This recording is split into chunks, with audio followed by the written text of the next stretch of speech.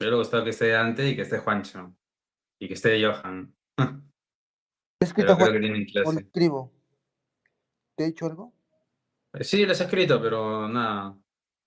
A ver, luego pasará nuevos.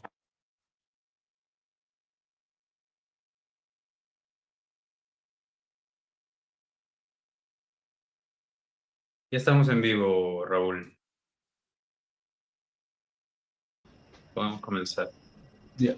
Buenas noches a todo aquel merecedor de la audiencia, videoaudiencia y etcétera. El día de hoy hablaremos con el dueño de este canal, David Villacorta, que nos contará sucesos de su vida, sucesos que marcan, como lo diría Sartre, sucesos que producen náuseas muchas veces. Así que, David, adelante, te escuchamos. Muchas gracias, Raúl, por la presentación. Y bueno, antes que todo, antes de exponer los hechos, ¿no? No solo esto es una historia, sino vamos a exponer hechos, documentos, fotografías y todo aquello que pueda ayudarnos a develar la verdad, ¿no? Sobre lo que me ocurrió hace tan solo 3 años en la Universidad Nacional Mayor de San Marcos. Antes que todo, querida comunidad, el día de hoy tenemos un programa especial donde contaré una historia sobre injusticia, una historia donde hubo sangre, una historia donde hubo cancelación, desacreditación o lo que comúnmente se conoce como una funa. Una historia donde hubo feminismo, una historia donde aprendí lo que es la amistad en el sentido más profundo del término. En esta historia los protagonistas son, por un lado, mi expareja, como señalamos en el título del video, Mireia Córdoba, y por el otro lado, mi persona. En esta historia, queridos amigos, fui excluido porque se hacían llamar mis amigos, quienes ni siquiera tuvieron el criterio de preguntar si de lo que se me acusaba era real o no. Mientras que por otro lado, este episodio me ayudó a encontrar personas que no solo hoy las considero fieles amigos, como los presentes en esta llamada, en este video, sino que en su momento les recomendé que no me apoyasen, ya que en un país donde la agresión hacia las mujeres es un mal endémico, es un problema real, tranquilamente se me podía condenar injustamente de este delito que no había cometido, por prejuicios tanto sociales como políticos. Estas personas que me apoyaron tan solo se alinearon a una causa tan justa como racional, que es la de defender la presunción de la inocencia, cosa que muchos no hicieron en su momento, y me señalaron, tanto en la Universidad San Marcos como fuera de ella, como un agresor, una persona violenta. Hoy rompo con el silencio de 3 años para contar una historia que me duele, pero que debe ser escuchada. Debe ser escuchada y en especial por todas aquellas mujeres que sufren realmente de violencia por parte de sus parejas y ven su dolor opacada por mentiras, sencillamente.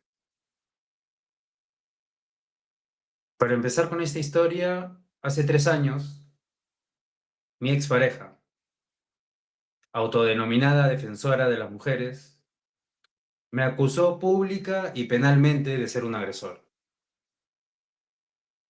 Sin embargo, había un detalle en su relato que era devastador. El detalle de que todo esto era falso. Las pruebas hablaron. 4 testigos rompieron el cerco de su versión, entre ellos 2 policías. Y entonces ocurrió lo inesperado.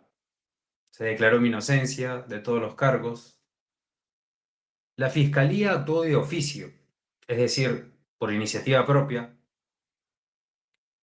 y la acusó de 2 delitos, al final: falso testimonio en juicio y agresiones contra mi persona. Sí, se descubrió la telaraña de mentiras que estaba esbozando esta persona. En toda esta trama había una cruel ironía. Ella usaba la bandera de la justicia feminista. Ella gritaba "ni una menos", mientras fabricaba mi supuesta culpabilidad. Y hoy tiene no una, sino 2 denuncias penales por manipular la verdad de esa manera. ¿Por qué les comparto esto?, se preguntarán. Para alzar la voz por todos los hombres y mujeres verdaderamente maltratados en este país. Porque cuando se miente sobre la violencia, se hace un daño irreparable. Se traiciona a quienes son agredidos, se desacredita esta lucha y, por último, se perjudican aquellas reivindicaciones de quienes supuestamente buscamos apoyar. Las acciones de esta persona, Mireia Córdoba, lamentablemente tienen víctimas colaterales. Y no soy yo. Lamentablemente son las mujeres que sí huyen de golpes reales. A todas aquellas personas que aman a su país tanto como a la justicia, les quiero decir esto: necesitamos denunciar todo tipo de violencia, sin distinción de género. Finalmente quiero decirles, amigos, amigas, que este canal será trinchera de verdades incómodas, por los que sufren en silencio, por los que son señalados injustamente, porque la justicia no tiene bandos, no tiene géneros, tan solo tiene hechos. Quiero culminar agradeciéndoles por acompañarnos esta noche. Y por último decir que si queremos lograr justicia, debemos denunciar, pero jamás con mentiras. No renunciemos a ese valor tan menoscabado en los últimos años por falsas ideologías. El compromiso con la verdad histórica y la verdad jurídica, es lo que queremos rescatar esta noche. Con lo cual, quisiera pedirle a un gran amigo, Raúl, que si me diera el honor de compartir con ustedes aquellos documentos que sin lugar a dudas van a demostrar que todos estos hechos de los que se me acusaba eran un conjunto de mentiras y que mi honra sufrió un daño irreparable, a pesar de que finalmente a mí se me declaró inocente de todos los cargos. En la realidad social, en el quehacer cotidiano, se me miraba mal, se me señalaba con el dedo y se hablaba a mis espaldas de quien yo podía ser en realidad. Es por eso que estamos aquí, para relatar esta historia con todos los recursos que tengamos a mano,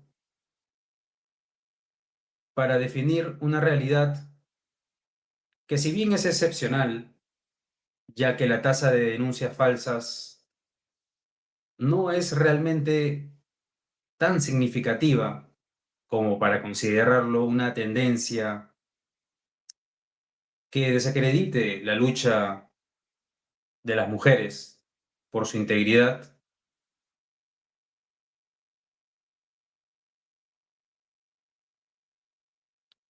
es importante para mí, como persona, levantar estos dimes y diretes sobre mi persona.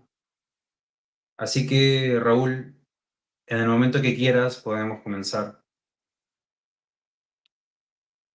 Quiero agradecer adicionalmente a Genaro, quien esta noche nos acompaña, y a mi editor Marcelo, por apoyarme en esta presentación que no a todos les va a gustar, porque como dijimos, vamos a levantar verdades incómodas.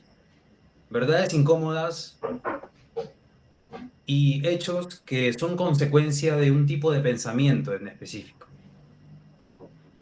Un tipo específico de feminismo que se ha puesto muy de moda últimamente y que lamentablemente ha llevado a personas como las que me acusaban a tomar malas decisiones, ya sea por ignorancia, ya sea por mala voluntad. Entonces, Raúl, Listo, si me ya. hicieras el honor, Ujú. empezaría a relatar los acontecimientos más importantes de esta historia. Listo, ya estoy compartiendo pantalla. Muchas gracias, Raúl. Bueno, para empezar, exploraremos la versión de quien me acusó en su momento de haberla agredido una noche, una noche del 2022, si mal no recuerdo, en febrero, en el distrito de Ancón, en el Cono Norte, para quienes no lo sepan, en el Cono Norte de Lima metropolitana. Esta persona empieza relatando, en primer lugar, que ella acudió a mi casa,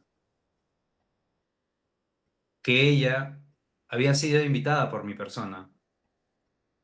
Sin embargo, empezamos con la primera mentira de esta noche, para la cual empezaremos narrando con lo que ella dijo frente a las autoridades. En primer lugar, ella menciona que estábamos en un mirador frente a la playa, ¿no?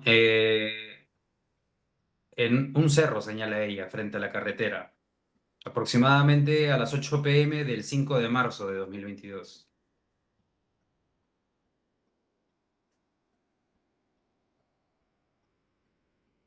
Ella, ella argumenta, ella me acusa con la pretensión de querer señalarme, y esto me entero, ¿no? A posteriori del juicio, sus intenciones eran las siguientes. Sus intenciones en realidad dicen entre líneas que yo quise cometer un intento de feminicidio. Eso es lo que ella pretendía que a mí se me acusase. Por eso ella señala que yo intento sostener relaciones sexuales con ella, a lo cual ella dice que se niega.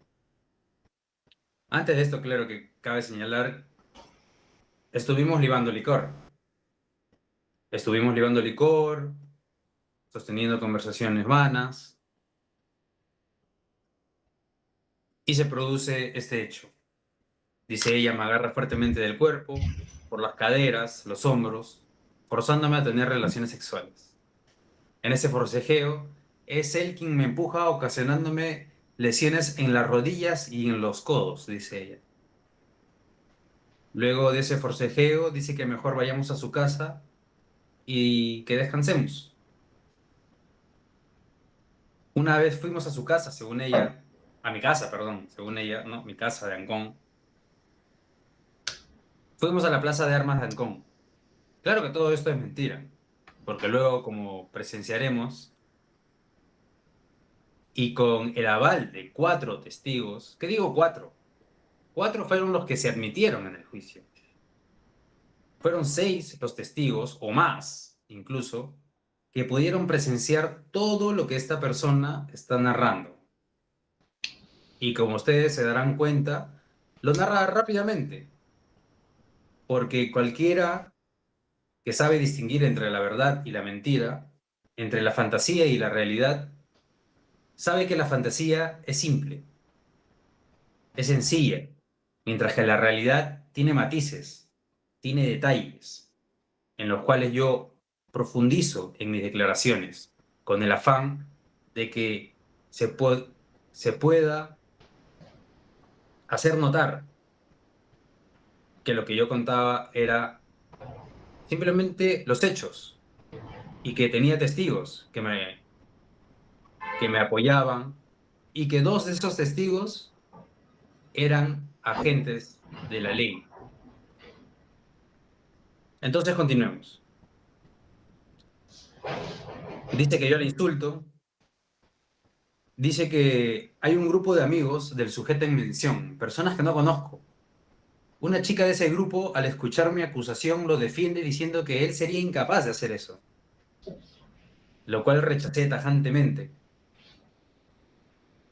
Dice que ese grupo de amigos míos, liderado por la chica, la agreden y me tiran al piso. Y acá dice patas, pero en realidad yo quise decir patadas, ocasionándome un dolor en la espalda que aún persiste. Luego de eso que se hizo, echándolo, dice, sobre la situación que estaba ocurriendo, vino la policía y nos trasladaron a la comisaría, encontrándose también su madre, es decir, mi madre. Ingresamos a la comisaría y yo exigí poner mi denuncia, lo cual los efectivos policiales no tomaron mi denuncia, por el contrario, tuvieron una actitud de humillación sobre mí. Claro, ella, sin dudas, es conveniente para alguien que pretende denunciar falsamente, para alguien que tiene resentimiento sobre la otra persona, ponerse en el lugar de la víctima. Y quiero decir a este respecto, Raúl, Genaro, incluso Marcelo, quiero decir que pueden preguntar lo que quieran, detalles, alguna anécdota, alguna contradicción que perciban. Porque para alguien que narra la verdad es sencillo recordar. Lo difícil sería recordar una mentira, porque es una invención. Mientras que la realidad no solo tiene imágenes, no solo tiene pensamientos que se pueden rememorar, sino también emociones, lo cual hace mucho más sencillo recordar. Y felizmente estamos del lado de la verdad. La verdad que esta persona me hizo pasar, la humillación que me hizo pasar, en lo que para mí en ese momento era un gran momento en realidad. Tenía la suerte de haber podido ingresar a una casa de estudios muy respetada, a una carrera a la cual yo me había adscrito como ciencia política, con el afán de terminar con algo que yo aborrezco profundamente, y que es justamente eso, la violencia. Desde mi perspectiva, la ciencia política es lo que impide que pasemos de la paz a la guerra. Es un mecanismo de control del poder y de la violencia. Con lo cual, con esos anhelos, entré a esta carrera. Pero bueno, continuemos. Dice que los agentes policiales la humillaron, hablando sobre cómo ella estaba vestida. Recordemos que en febrero, aquí al menos en Lima, es verano. Con lo cual ella se encontraba en short, zapatillas, una blusa. No, normal. Claro que todo esto es mentira. Y a continuación vamos a verificar, incluso si tenemos el tiempo, la suerte, podemos contar con los testimonios de los policías mismos en cuestión, quienes avalan todo lo que yo dije. A pesar de que exigía mi denuncia, dice ella, no me hicieron caso y le tomaron una manifestación a mi persona. En ningún momento quisieron tomar la mía, dice ella. En ese momento la madre del sujeto me dice que me vaya a mi casa y que nadie me iba a hacer caso acá. Es así que llaman un taxi e intentan meterme a la fuerza para que me vaya. Luego de eso y de tanto forcejeo con varias personas que estaban en contra de mí, me logran meter al taxi y el taxista me deja a las 4 de la mañana en mi casa. Luego de eso, dice ella, llama a la línea 100, recibe asesoría legal y a las 8 de la mañana, mientras yo estaba durmiendo, con un poco de resaca, debo decir, Eh, ella impone la denuncia en la comisaría de Ancón. A continuación se le hacen preguntas para esclarecer los hechos, ¿no? Se le pregunta, precise el lugar exacto. Bueno, el lugar exacto ya lo dijimos. Precise con qué elemento fue agredida, con mis propias manos, dice ella. ¿Qué partes de su cuerpo fueron agredidas? Dice los hombros, las muñecas, las rodillas, las caderas. ¿Cuál fue el motivo? El motivo fue el rechazo que yo le di de no aceptar tener relaciones sexuales con él. Es aquí donde se ven las intenciones de ella, entre líneas, ¿no? Yo pretendo tener supuestamente relaciones sexuales con ella y ante el rechazo la agredo supuestamente. La agredo con intenciones. ¿Con qué intenciones, no? Ella habrá querido decir con las intenciones de acabar con mi vida, ¿no? Supongo. Precise usted si hubo algún tipo de testigo que presenció los hechos de versión en su contra. Algo aquí importante que ni siquiera recordaba. Que los hechos de tentativa de violación, en estos hechos no hubo testigos, dice ella, ya que era un lugar desolado y con relación a la agresión de la plaza de armas estaban sus amigos.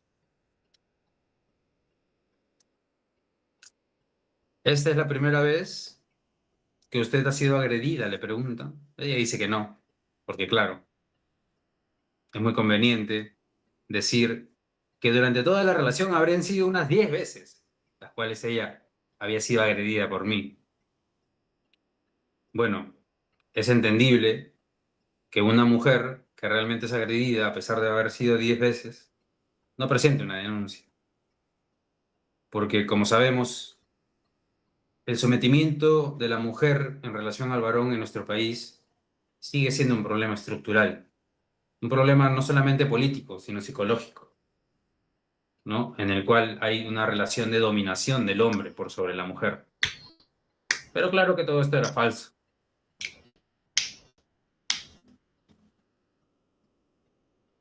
Me preguntan a ella si yo estaba bajo los efectos del alcohol, y de hecho sí, no tengo ningún problema en decirlo. Y por último, no sé si sea lo último, le preguntan si estábamos bebiendo licor, dijo que sí, desde las 8 de la noche. ¿Ingirió bebidas usted? Sí, desde las 8 de la noche.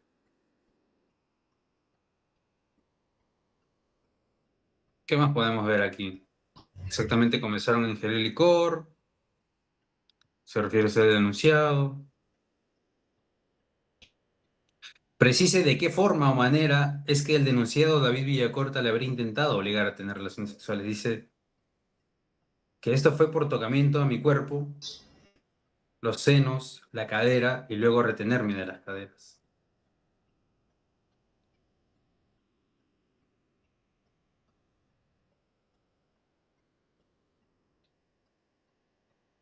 Y bueno, hasta ahí no tenemos nada más que agregar, me parece. Si continuamos, Raúl.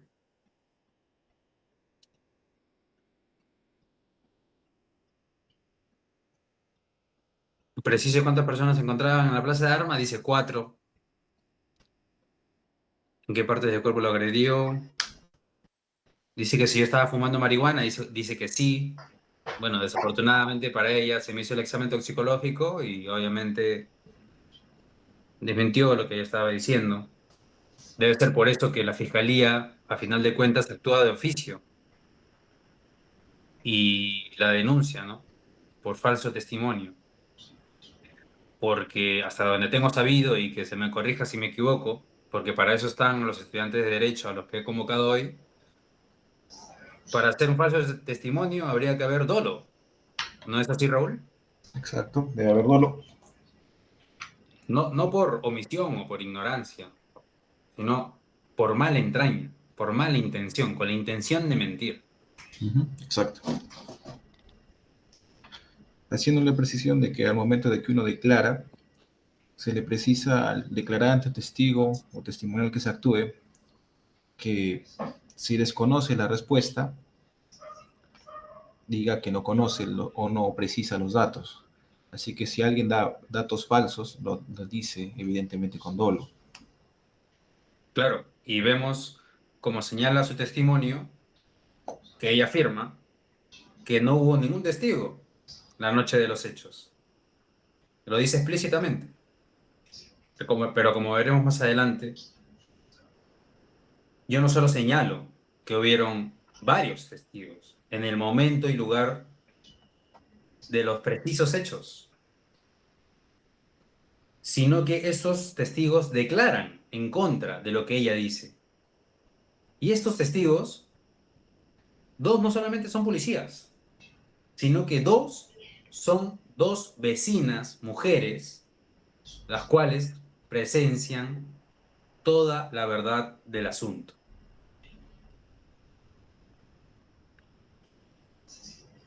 Continuemos. Dice que le intentó bajar el short, un conjunto de mentiras. Anteriormente presenta agresión extragenital, dice que no. Nada nuevo, hasta ahí.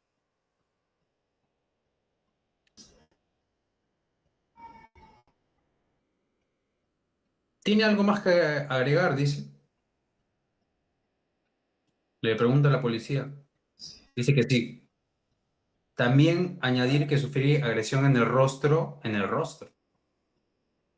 médico legista no dijo nada sobre alguna agresión en el rostro, en la Plaza de Armas, y también indicar que el 6 de marzo, como a las 10 de la mañana, cuando me acerqué con mi madre, recibimos una llamada de la madre de David amenazándome que me iba a meter presa a mí.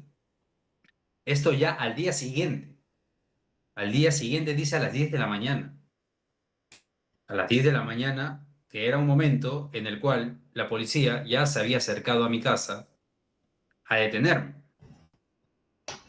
y a llevarme a la comisaría, como al parecer se debe tratar a un agresor o a un presunto agresor intrafamiliar.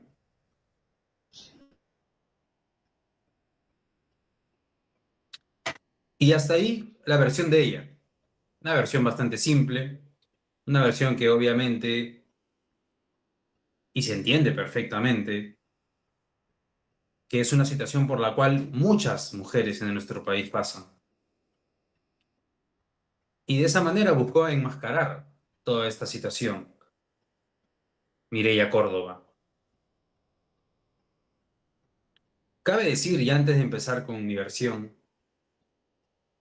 que hasta ahí habían ocurrido muchas cosas que no se señalan en el expediente. Cuestiones que empezaré a desarrollar más adelante, que llamaremos extrajudiciales.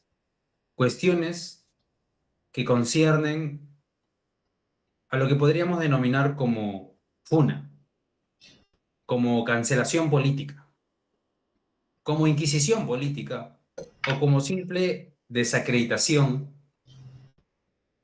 como simple difamación hacia mi persona. Así que bueno, Raúl, podemos ir empezando con la verdadera versión de los hechos. La versión de los hechos que le permite a la Fiscalía darse cuenta de que todo lo que ella señalaba era falso y que tenía malas intenciones para conmigo. Ahora, ustedes se preguntarán, ¿por qué una persona tendría razones para hacerle esto a su expareja? Cabe señalar algo que seguramente el expediente registra, que es lo siguiente. Al momento de los supuestos hechos de agresión, ella y yo ya no éramos pareja. Ya no éramos pareja porque simplemente habíamos llegado a un punto de inestabilidad en el cual nos peleábamos por cualquier razón se prestaba para levantar un conflicto Y simplemente, y la verdad de los hechos es la siguiente, ella me ofrece retomar la relación. A lo cual yo me niego.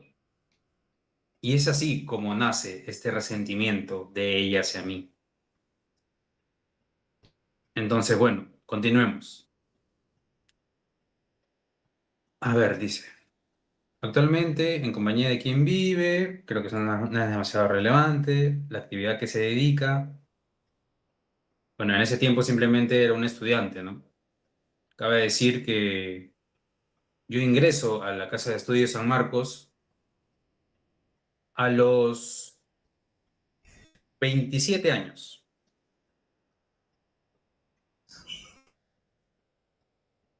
E ingreso a esta edad por una sencilla razón, que no voy a ahondar en este video, en esta transmisión, pero que simplemente tiene que ver con mi antigua vocación, que era, y sé que va a sonar extraño, jugar al póker por internet para ganarme la vida.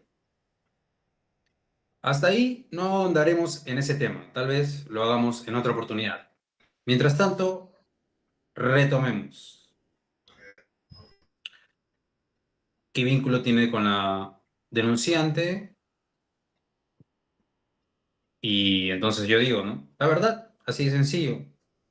Esperaba que la verdad me haga libre, pero bueno, no fui libre por muchos días, gracias a este episodio. Porque como verán, un hombre cuando es denunciado por maltrato intrafamiliar es, hasta donde tengo sabido y que se me corrija si me equivoco, inmediatamente puesto a disposición de la justicia y detenido. Al menos así fue mi caso.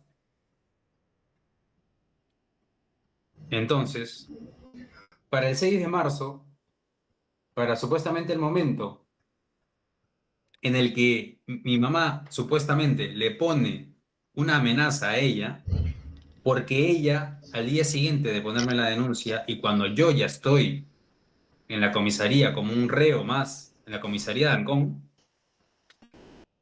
ella tiene el atrevimiento no solo de mentir ante las autoridades, sino de levantar una protesta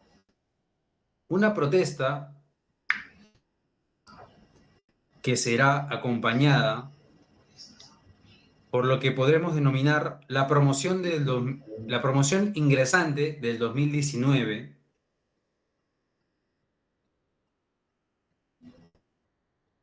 en la casa, ingresante a la Casa de Estudios de San Marcos, específicamente en la carrera de Ciencia Política.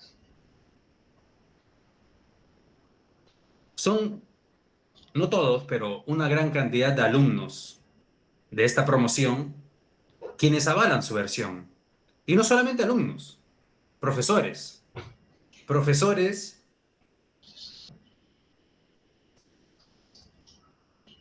que apoyaron tanto moral como académicamente a esta persona. Al punto de que mientras yo purgaba cárcel por una causa injusta, la profesora, y digo su nombre sin ningún temor, porque lo que digo es cierto y lo puedo probar.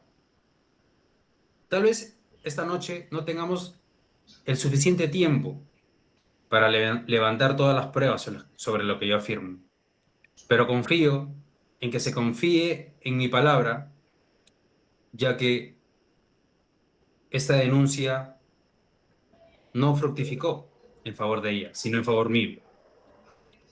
Y digo favor mío por decir algo, porque evidentemente la cancelación política no acabó cuando a mí se me declaró inocente de todos los cargos. Yo seguía socialmente siendo considerado como un agresor en San Marcos. Así de lamentable son las consecuencias de un pensamiento como el feminismo extremo, este feminismo que llaman de tercera ola, este feminismo que plantea un problema irresoluble entre el patriarcado del varón y la figura femenina. un problema ideológico que tiene consecuencias tanto políticas como jurídicas. Y como podremos ver hoy, también se refleja en el derecho, ya que tras la denuncia de esta persona, no solamente purgó 3 días en la comisaría de Ancón y en una cárcel en Ventanilla, sino que también se me condena en primera instancia a 1 año de prisión suspendida, a lo cual finalmente yo termino apelando, pero que sin embargo mi apelación no rinde fruto. Pero sorprendentemente, y una vez más que me corrija Raúl, si me expreso de manera inapropiada, Ujú. Continúa, continúa. Continúa. hay una sala de jueces que revisan las sentencias en primera instancia y a pesar de que mi apelación no rindió frutos, está, no sé si llamarlo, no sé cómo llamarlo, no lo recuerdo en este momento, pero es una sala encargada de revisar las sentencias emitidas por jueces y esta sala, por iniciativa propia, decide anular el proceso y reiniciarlo desde cero, ya que en su consideración, la jueza a cargo del proceso había hecho una mala ponderación de las pruebas. ¿En qué sentido? Había tomado como una prueba el testimonio de la denunciante, lo cual me parece que no está apegado al debido proceso. Hasta ahí, Raúl, ¿algún comentario? Sí, Genaro. quisiera que me comentes a qué te refieres con que no prosperó tu apelación. O sea, tú apelaste a una segunda instancia, Sí, se declaró infundada. se declaró infundada, ya, pero una sala revisora declara nulo, ¿exacto? Sí, Ok, sí, sí, sí. ok. Así está bien. Respecto a la valoración de ese medio probatorio, una pregunta básica para enmarcarnos bien. Al momento en el cual se llega a la fase de juzgamiento, y obviamente te juzgan a ti, ¿cuántos medios probatorios en general se actuaron, se oralizaron en la fase oral del juicio?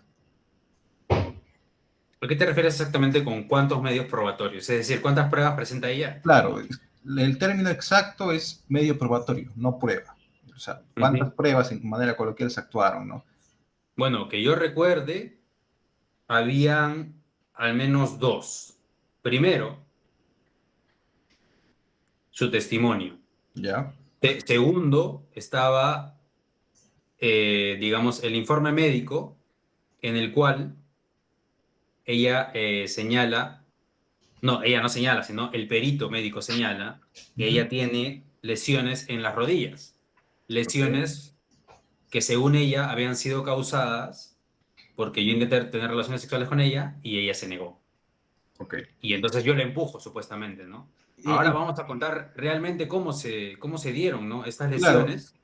también mencionaste en la primera parte que hubieron testigos, que esos testigos también se actuaron en el juicio, ¿o no? Sí, sí, sí. Solo yo tenía testigos, porque ella no tenía ningún Ya, testigo. tú y tu defensa actuaron testigos, propusieron testigos que fueron admitidos, ¿no? Propusimos 6 y se Admitieron aceptaron 4. 4.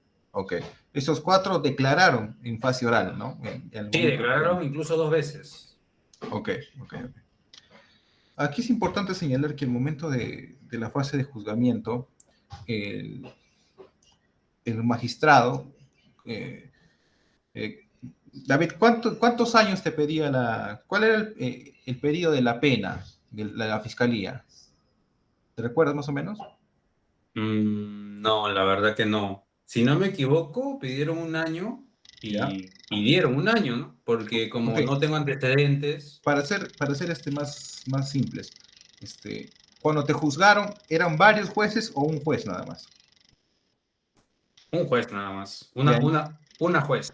ok, entonces, el delito no superaba los 6 años, porque cuando supera los 6 No, no. años ya es un colegiado conformado por No, 3 porque jueces. había tipificado como lesiones leves, ¿no? No Ah, había ok. Como tipificado por lesiones. intento de violación en grado de tentativa, ¿no? O intento de feminicidio, ¿no? Que creo yo Ujú.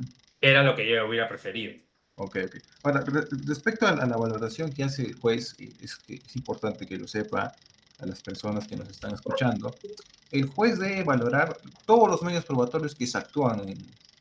Esto ya es bien técnico respecto al derecho penal, pero un juez debe evaluar todos los medios probatorios que hayan sido admitidos y actuados, que es diferente, y actuados en juicio, sea parte por la fiscalía o sea parte por la defensa del acusado. Y en base a todos esos medios probatorios actuados es que el juez debe hacer básicamente dos razonamientos. Uno, el aporte individual que hace el medio probatorio de cada uno. Y segundo, una valoración global, ya armando la decisión final. En conjunto se evalúan los medios probatorios. Ahora bien, si tenemos un testigo de, por ejemplo, una declaración, porque no es testimonial, es una declaración que en este caso es de la agraviada, en, en contraste con múltiples testigos, verbigracia, como dijo David, los efectivos policiales y otras dos personas que son sus vecinas, el juez puede dar plena validez a esas declaraciones y absolver en base a esas declaraciones, siempre y cuando se cumplan, no recuerdo muy bien ahora el acuerdo plenario es una forma de jurisprudencia que se aplica a todos los casos penales, y donde se establece básicamente esto. Si los testimonios son se ratifican entre ellos, relatan el mismo hecho, son coherentes, son verosímiles y no sufren alteración, y entre los cuatro hay plena concordancia, se valora favorablemente, sea para la parte del Ministerio Público o sea para la parte del acusado. Así que en ese sentido, si es que, como dice David, si se le dio sumamente peso a la aclaración de la agraviada y no se valoró correctamente a los otros 4 testigos que cumpliendo las reglas no me acuerdo muy bien el término, de razonabilidad, de que no tenga ningún vínculo con la agraviada o que hay una razón espuria que meritaría que se haya la presunción de que tenga alguna intencionalidad de querer exculpar al agraviado, deberían haberse pronunciado de forma contraria, al menos de lo que nos has dicho ahora, David. Continúa, por favor, eso es lo que tengo que agregar. Y en ese sentido quiero hacerte una pregunta, Raúl. Ujú. Eh, no sé si es de obligatoriedad ¿Ya? para este tipo de casos eh, ser de sexo femenino para evaluar como juez. O sea, lo digo, ¿está en la norma? ¿O es No, no, no. casualidad que yo me he encontrado frente a dos mujeres que me han, No, digamos, no hay obligatoriedad de que la magistrada sea mujer. No hay obligatoriedad para ese tipo de casos. Simplemente fue tu fortuna, como se diría en tu buena suerte, y te tocó así, simplemente. Pasa muy seguido. bueno, muchas gracias, Raúl, Ujú. por tu opinión. Y más que opinión, es conocimiento. Eh, sigamos. Hasta aquí no veo ningún dato relevante, me parece, hasta que empiezo. Ah, no, un poco más arriba, me parece. Aquí. Narra las formas y circunstancias como se produjeron los hechos, del cual denuncia la persona Mireia Córdoba Quispe, por presuntos actos de violación física, dice.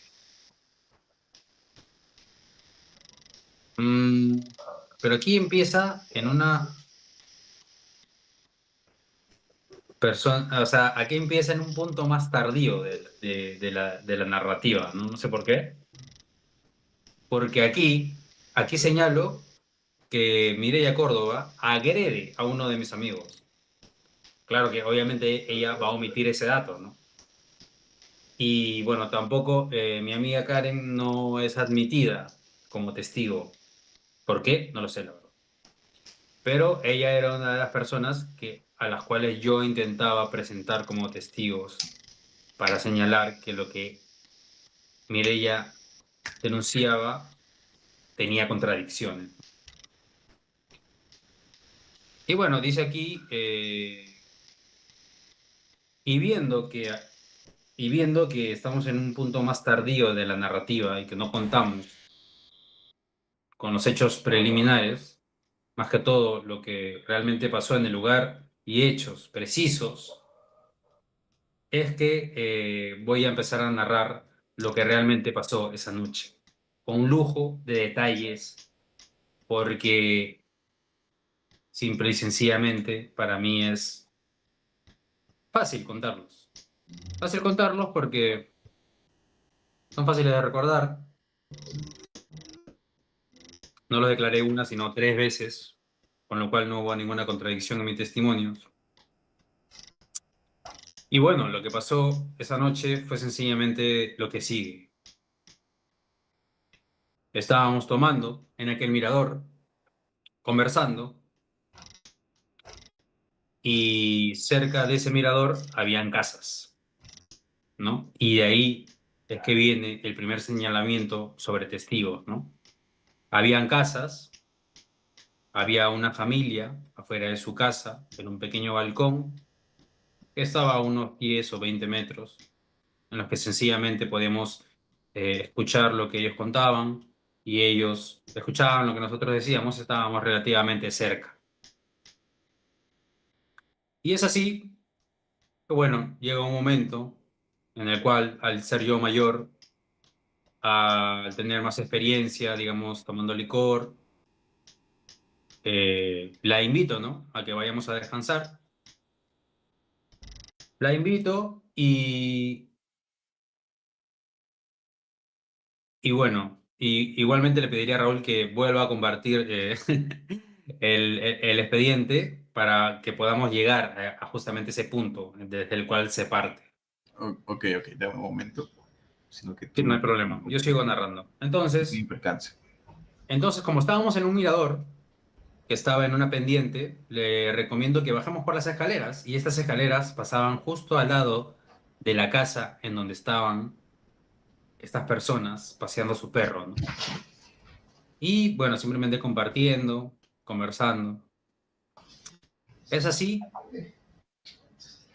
que encontramos a mis dos primeros testigos, que son una madre y su hija. Una hija de aproximadamente 20 años, ahora no recuerdo bien el nombre, y su madre, que estaban simplemente paseando su perro, conversando. La hija de 20 años estaba con su novio no presentó declaración, decidió guardar silencio, estaba en su derecho, pero ellas no, ¿por qué? Porque ellas fueron testigos del primer momento en el que Mireia Córdoba tropieza espontáneamente y cae. Y como pueden ver quienes han visto la foto de presentación del video, ella tiene 2 heridas en las rodillas. Una en la rodilla derecha y otra en la rodilla izquierda. En el momento que estamos bajando las escaleras, ella se lastima la rodilla derecha. Y justo en ese instante, las testigos estaban observándola. Estaban observándola porque en ciertos sentidos estaban burlando de ella porque se daban cuenta que estaba un poco ebria y no podía caminar con regularidad. Entonces, yo, como es mi costumbre, decido ayudarla a poder levantarse, caminar. Es ahí cuando me doy cuenta que simple y llanamente se le habían pasado las copas. Se le habían pasado las copas, era entendible, le puede pasar a cualquiera. Entonces, en el momento en el que estábamos pasando al lado de esta familia, la familia, al ver el estado de ebriedad en el que estaba Mireia, se ríe un poco. ¿Cómo le puede pasar a cualquiera? Se ríe un poco y Mireia se molesta. Y les empieza a levantar improperios de manera desmedida totalmente. Hijo de puta, ¿por qué te burlas de mí? ¿Qué te pasa? Yo le decía que simplemente se tranquilice, ¿no? No era para tanto. Entonces ella, y ahí es cuando me doy cuenta que había sido demasiado alcohol para ella, ella dice, no, ellos se están burlando de mí y se pone a llorar. Se pone a llorar y en ese momento decide terminar con su vida. O eso decía ella, ¿no? La verdad, bueno, alguien que decide terminar con su vida muchas veces simplemente no lo dice si no lo hace, ¿no? Porque en decirlo hay cierta forma inconsciente de decir deténgame, ¿no?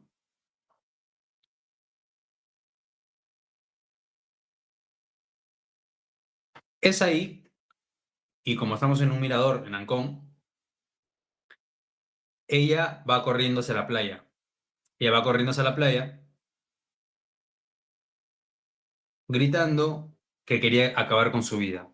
Y como ella y yo sabemos, y sabíamos en ese momento, ella no sabe nadar. Entonces, para mí era una manera manifiesta de decir que sí, realmente quería terminar con su vida, se acercaba al mar y yo impedía, obviamente, que se hiciera, ¿no? Más allá de si era mi novia o no, que no lo era, pero decido detenerla porque simplemente no quería ser partícipe, ¿no? De una desgracia como esta.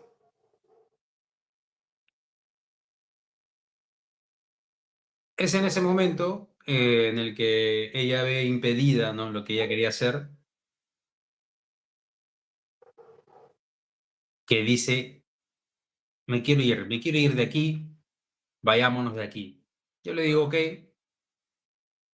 no sé a dónde quieres ir, pero de aquí nos vamos. Es decir, de la playa, ¿no? De la playa, de la orilla del mar. Es así que ella empieza a correr y se tropieza. Y como las calles de Balneario de Ancón no están en las mejores condiciones, es ahí que se hace la gran herida que tiene en las fotos, ¿no?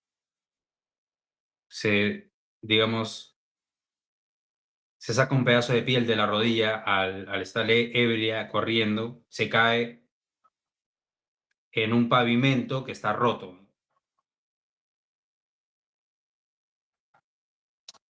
Por otro lado, y justo en ese momento, aparece un candidato a testigo que tenía yo, pero que lamentablemente no se admite, que es, como es verano, miren todos los detalles que puedo contar porque todo esto es real, como es verano, en Ancón, la gente que tiene dinero contrata seguridad privada, porque los robos son cosa de cualquier parte, ¿no? En esta ciudad y en este país. Y ningún lugar está a salvo de ellos. Entonces, contratan un conjunto de seguridad que se denomina Apancón. Y nos encontramos con uno de estos agentes en bicicleta. Nos encontramos con uno de estos agentes y se detiene porque se da cuenta de que hay un detalle extraño en esta pareja. Y es que lo que había pasado en la orilla del mar en el momento en el que ella intenta atentar contra su vida es que ella me araña el rostro, como se puede ver en la foto de presentación de este video. Y de hecho lo voy a compartir. David, ¿dejo de compartir entonces un momento? No, Ya.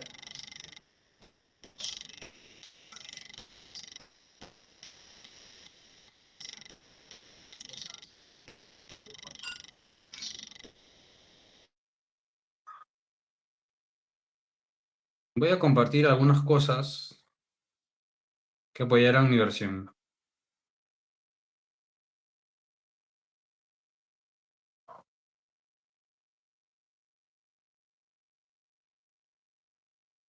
Aquí podemos ver la forma y las heridas que ella me deja luego de que yo intento ayudarla, ¿no? En ese momento, el agente de seguridad de Apancón me dice, ¿qué te ha pasado en el rostro? ¿Te ha atacado un tigre? Yo le digo, ¿a qué te refieres? No entiendo a lo que te refieres. Y él me muestra su celular y lo pone en modo selfie. Cuando lo veo me sorprendo. ¿Será el alcohol? No sé lo que será, pero no me había percatado de que mi rostro estaba en este estado, ¿no? Es así que ella sigue corriendo y llorando por un comportamiento que no puedo definir de otra manera que no sea como señalar que ella le dio algún tipo de neurosis o crisis nerviosa, ¿no? Ella seguía llorando y corriendo, llorando y corriendo. Es así que llega, y esto sí es cierto, llega a la Plaza de Ancón. Llega a la Plaza de Ancón,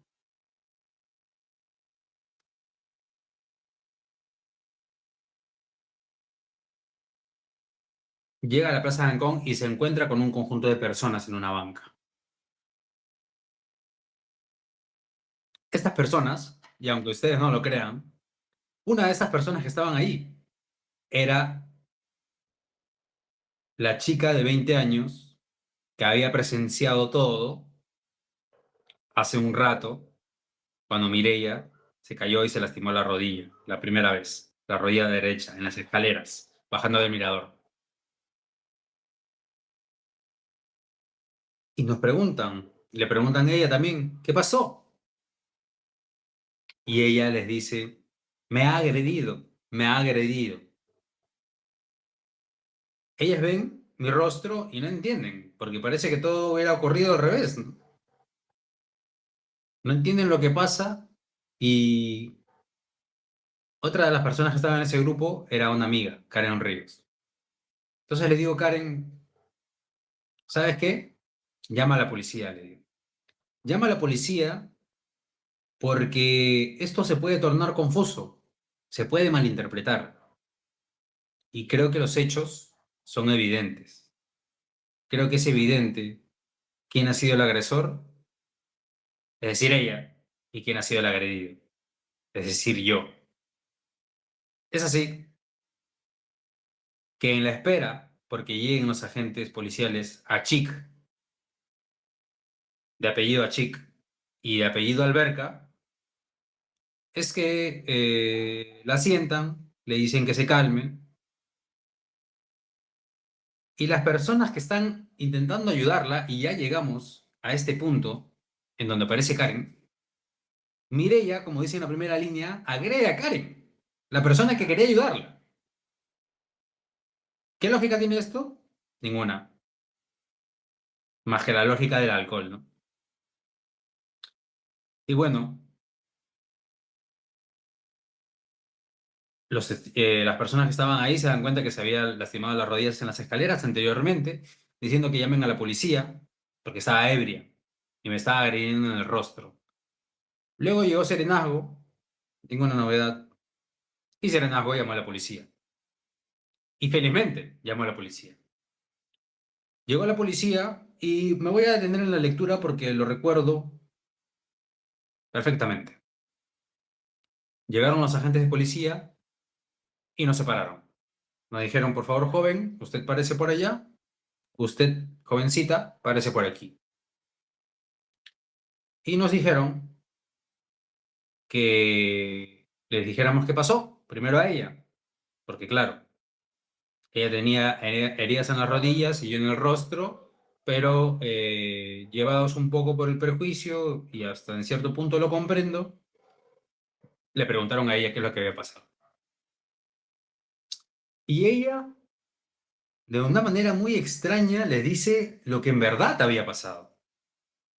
Y esto se corrobora en el expediente judicial, en la parte del testimonio del policía, que ahora, bueno, tal vez no tengamos el tiempo para encontrar, pero cualquier persona que desee puede acudir al número de expediente y buscarlo en la página del Poder Judicial, ¿no?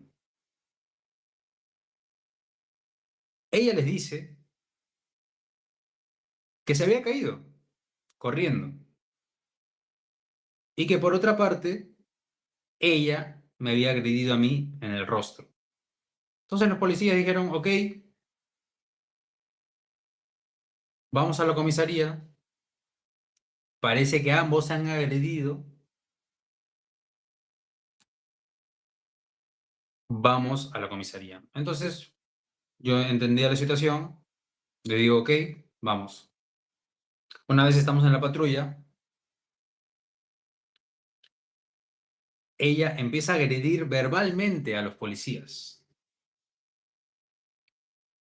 Empieza a decirle que son unos corruptos, policías de mierda, machistas, sin ninguna razón evidente. Recuerdo que estábamos en la parte posterior de la patrulla y ella al copiloto le pateaba la parte trasera del asiento. Los policías le decían que tenía que detenerse o le iban a enmarrocar. Pero bueno, eso fue lo que sucede en esos momentos. Entonces llegamos a la comisaría y aquí viene una cuestión importante de esta historia.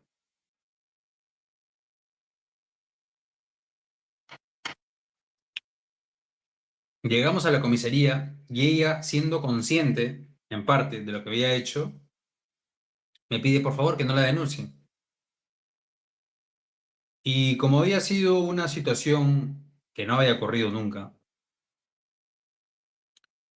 queda registrado en el acta, y no sé, Raúl, si es demasiado pedir, pero se puede registrar en el acta que yo decido no denunciarla por agresiones. Y en el acta figura Ujú. En el acta. que yo digo explícitamente que no quiero perjudicarla como estudiante. Así que decido no levantar una denuncia y de hecho digo que nadie me puede poner en la obligación de presentar una denuncia, ¿no? Como muchas veces ocurre en la situación inversa, ¿no? En la que una mujer es agredida y a veces no quiere denunciar a su pareja. Bueno, de esta manera.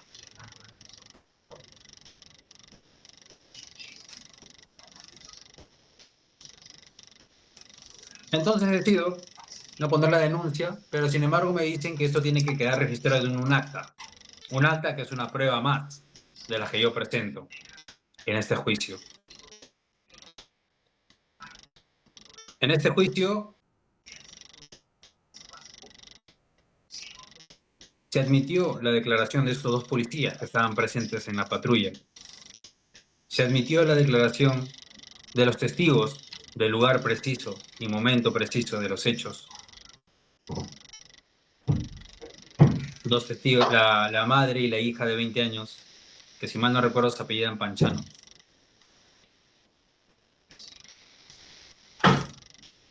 Y, y bueno, el día siguiente, no, antes de esto,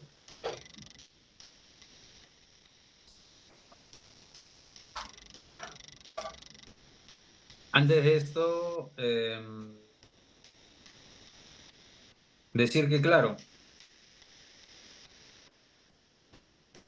es cierto que la invitamos a retirarse a su casa, contratamos un taxi para que la llevara a su casa, porque eran las 4 de la mañana y queríamos descansar.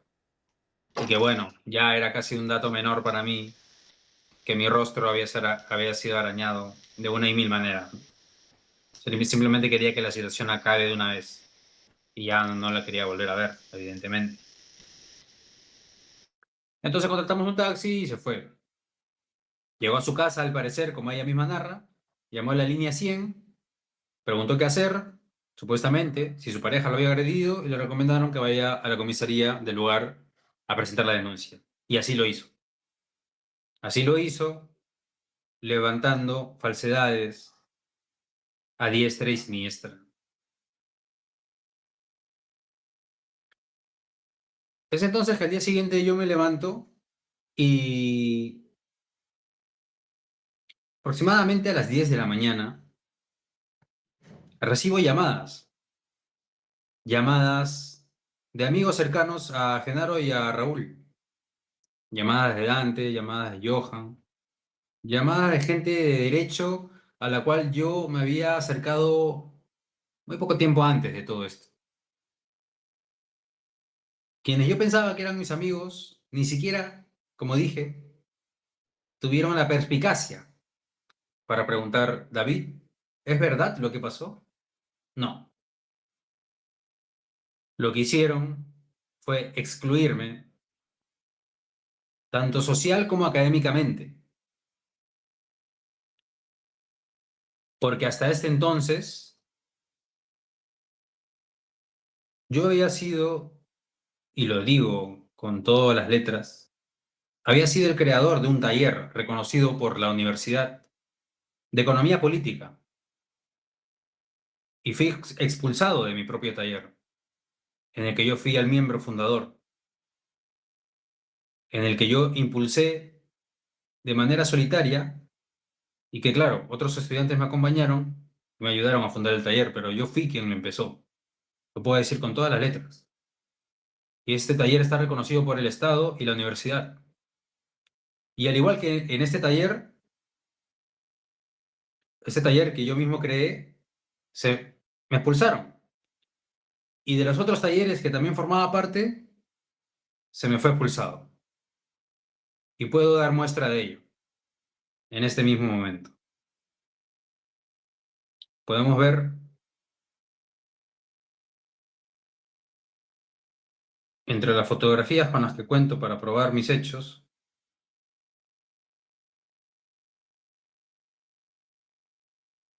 que el taller de sistemas electorales y partidos políticos, el taller que se encarga de hacer seguimiento, supuestamente, a las elecciones, para elegir a los dirigentes de nuestro país, había tomado como un hecho la denuncia de esta persona, sin ningún criterio legal, sin ninguna razonabilidad en torno al Estado de Derecho y a la presunción de inocencia, simplemente por el decir de una persona, deciden excluirme sin miramientos. Desde el taller de sistemas electorales y partidos políticos, el Consejo Directivo se pronuncia rechazando tajantemente la permanencia en un espacio académico del compañero David Augusto Villacorta Fierro. Pues una de nuestras responsabilidades es velar por un ambiente seguro para todos nuestros miembros. Asimismo, reiteramos nuestro apoyo y total respaldo a la compañera de base 19 de Ciencia Política, entre paréntesis, Mireia Córdoba. Entonces, claro, toda la promoción de lo que se llama base 19, o casi toda, para ser más preciso, me excluyó. Me excluyó y para mí fue un golpe psicológico que nunca había vivido. Hoy en día lo veo hasta con gratitud, porque gracias a esta exclusión tuve la oportunidad de acercarme a personas que realmente eran valiosas y que no solamente se hacían llamar mis amigos de la boca para afuera, sino que lo demostraban apoyándome incluso al punto de que les decía que no me apoyasen, porque tranquilamente podía perder este juicio. Y de hecho casi lo pierdo. Tuve la oportunidad de, al estar en la exclusión social total, poder conocer gente que vale muchísimo la pena. Y yo sé que a ustedes les sorprenderá, pero gracias a esto pude acercarme a mis propios hermanos, con los cuales no había tenido una estrecha relación hasta estos momentos, de conocerlos mejor, de apoyarlos y de que ellos me apoyen. Por otro lado, y académicamente, tuve la gran oportunidad de tener tiempo para acercarme a aquellas obras académicas que simple y llanamente se ven dejadas de lado por una escuela, la Escuela de Ciencia Política de San Marcos, que en ese momento, no sé si ahora, pero en ese momento menospreciaban tajantemente. Y me refiero a obras como las de Aristóteles, Santo Tomás de Aquino, Platón, obras como las de economistas como Hayek, obras que simplemente no estaban alineadas con la ideología política hegemónica en ese momento de la Escuela de Ciencia Política de San Marcos. ¿Cuál es esta escuela, perdón, cuál es esta ideología hegemónica en ese momento de la Escuela Política, de la Escuela de Ciencia Política de San Marcos? Lo digo sin miramientos. La escuela, perdón, la ideología política de izquierdas que se autodenomina Ciencia Política de la Liberación.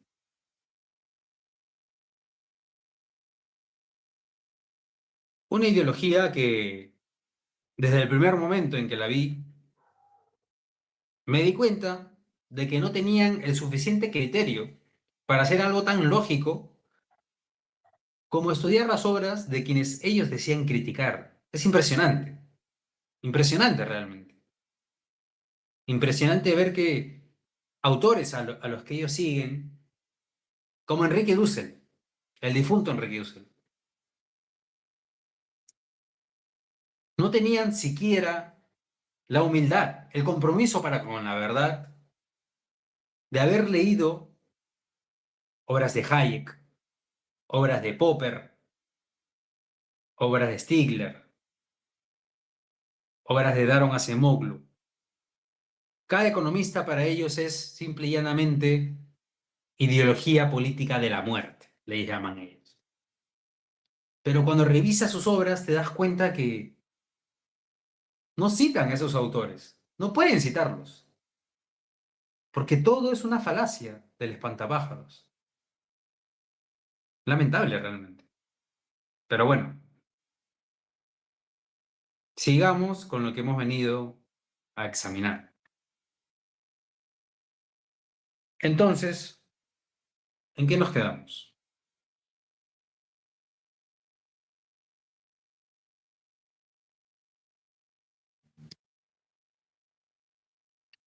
Bueno, el día siguiente de los hechos acontecidos y relatados en este video y expuestos en este expediente,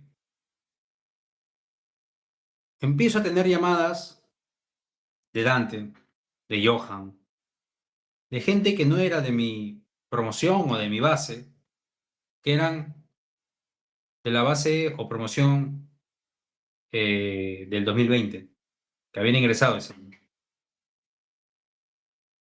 Y bueno, decido contestar y me preguntan, ¿qué ha pasado?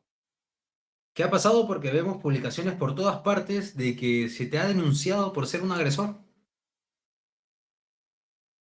Yo en ese momento recién me estaba enterando. Recién me estaba enterando y decido hacer una videollamada con ellos, ¿no? Decido hacer una videollamada con ellos en las que les muestro la realidad de las cosas. Y la realidad de las cosas no era lo que siempre se aparenta. Esta era la realidad de las cosas. Esta es la realidad que registra el médico legista de este caso.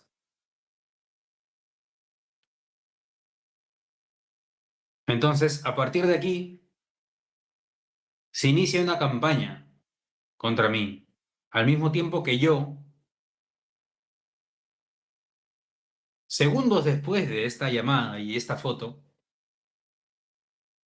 recibo a la policía en mi casa, diciéndome que estaba detenido. Y bueno, sin ninguna mala intención y con el afán de seguir el debido proceso que la civilización nos demanda, acudí. Acudí a pesar de que sabía que en el fondo todo era mentira. Acudí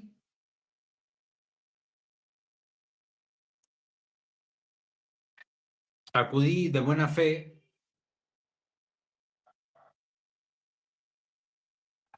y Mientras tanto, en la Universidad Nacional Mayor de San Marcos, se preparaba toda una campaña en mi contra.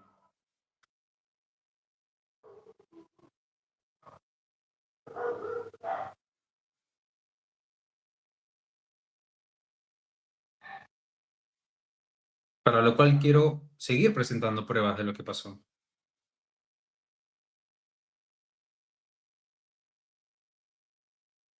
Vean este tipo de declaraciones. Alerta a las bases menores.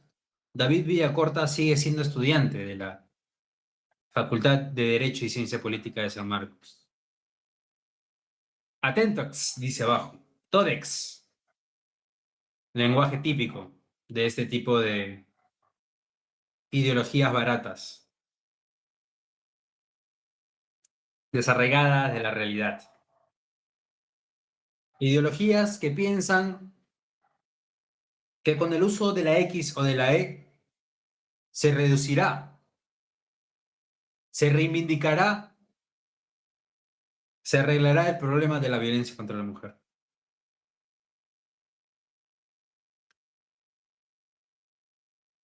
Ese tipo de actos, como poner mi rostro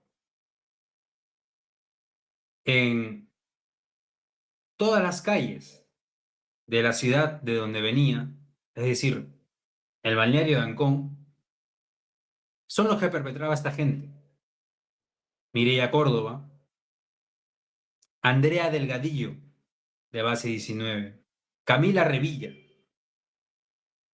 gente que se dedicó, invirtió su tiempo en mancillar mi nombre, sin saber yo si fue por mala voluntad o ignorancia, pero que definitivamente lo hizo. Aquí tenemos una prueba más de cómo Mireia Córdoba me buscaba e intentaba retomar la relación conmigo. Ni siquiera quiero abordar más en esta fotografía porque lo que pueden ver, amigos y amigas, es evidente.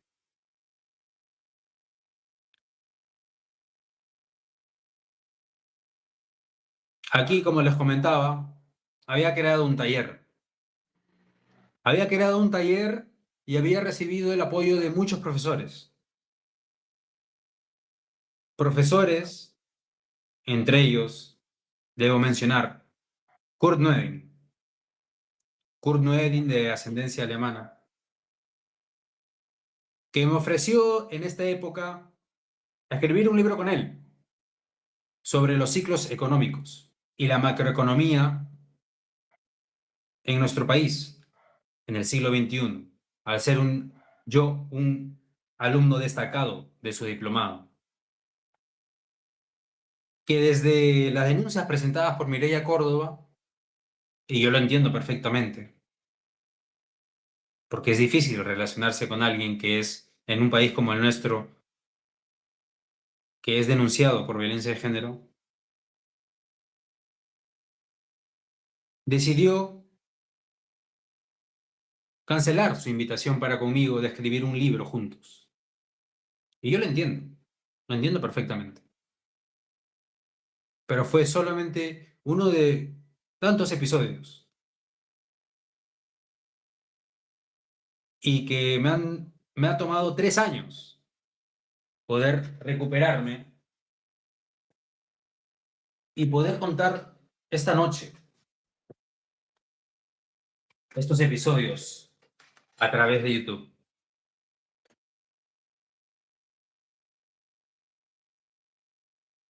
Aquí tenemos más eventos, ¿no? Del taller que estaba llevando yo a cabo. Organizábamos eventos, regalábamos libros, intentábamos difundir lo que no se difundía, lo que se negaba a creer por ideologías como la ciencia política de la liberación, como la teología de la liberación, negacionistas de la evidencia empírica económica. Así de sencillo. Que claro, Tampoco son la última chupada del mango los estudios económicos. No hay que caer nunca en el economicismo y pensar que todo se determina de esa manera en nuestra sociedad. Existen muchas otras aristas a tomar en cuenta. Pero en este momento de mi vida, yo estaba muy sumergido en este tipo de investigaciones, que se vieron frustradas a raíz de estos eventos. Estas son las heridas que supuestamente yo había provocado y de las que se me acusó y se me intentó mancillar la honra de forma injusta.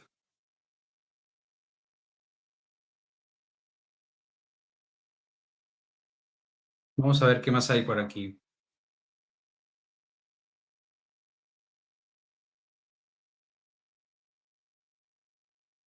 Otro taller, si no me equivoco, se llama CEIPOL, como lo podemos ver aquí. El taller encargado de promover las políticas públicas dentro de esta escuela. Lo dice aquí, atentamente, Directorio del Círculo de Estudios e Investigación de Políticas Públicas. ¿Quiénes estaban detrás de este taller? No lo sé, no me interesa. Esas personas sabrán,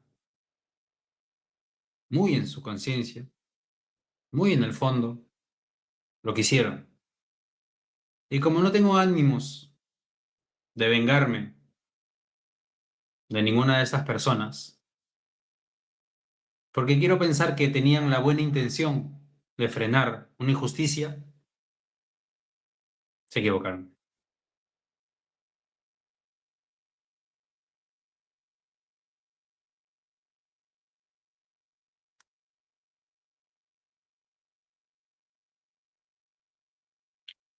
Aquí tenemos a una profesora de San Marcos, que irónicamente, yo junto a mi expareja Mireia Córdoba, la trajimos desde la Universidad Católica, la Pontificia Universidad Católica. La invitamos a ser parte de la plana docente.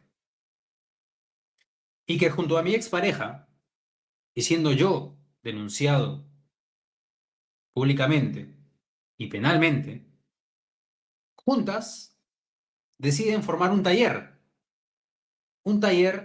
de género. Qué casualidad. Un taller que en su primer evento decide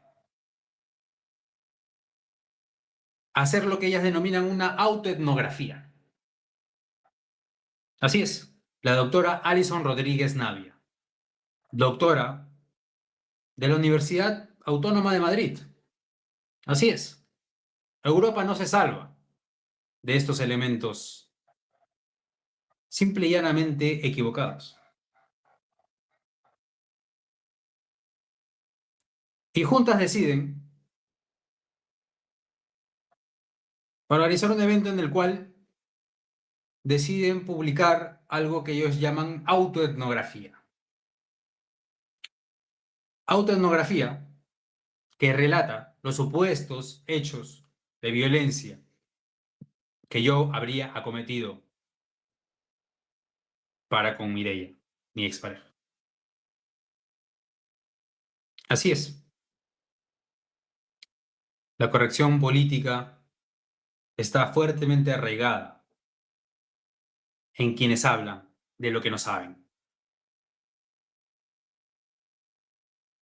Y es más fácil estar del lado de las víctimas y pensar que el hombre y la mujer están destinados, y siempre fue así, a ser antagónicos y luchar uno contra el otro. Es más fácil pensar eso, a pensar que la realidad tiene matices, tiene detalles, y no es, y que quede bien claro, no es que las denuncias falsas de mujeres hacia hombres sean un patrón, porque no lo es. Estamos aquí no para denunciar una falla estructural. Estamos aquí para denunciar un caso excepcional, pero que busca limpiar mi nombre de aquellas dudas que quedan pendientes acerca de mi verdadera naturaleza y de la verdadera naturaleza de la persona que decía buscar justicia.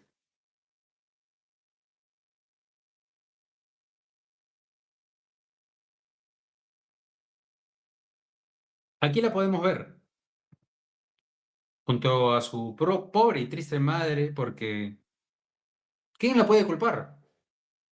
Intenta defender a su hija. Lo que no sabe es que su hija está mintiendo. Y la vemos aquí con una pancarta, supuestamente denunciando actos de agresión, en la plaza misma de Ancón.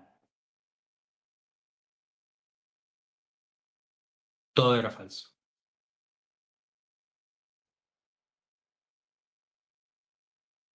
Aquí podemos ver a la mismísima Mireia Córdoba denunciando a través de las redes sociales supuestas agresiones en su contra. A la fecha, 14 de junio. Es decir, pasaron meses. Es más, pasaron años para que esta campaña de cancelación, de funa, de desacreditación contra mi persona termine. Y espero que termine el día de hoy. Porque no solamente dentro de la universidad mi honor fue mancillado, sino también fuera. ¿Y cómo culpar a las personas que no creían en mí? ¿Cómo culparlas en un país donde realmente la violencia contra la mujer es un problema estructural? Y es por esas mujeres que realmente pasan por violencia que hoy planteo esta denuncia pública, no penal, pública.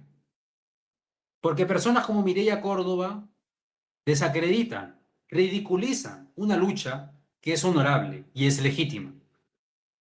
La lucha de detener la violencia contra las mujeres en nuestro país.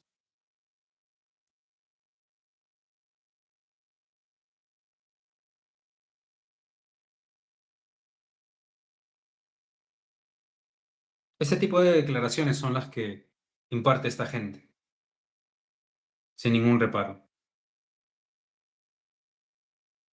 Aquí podemos ver cómo esta persona,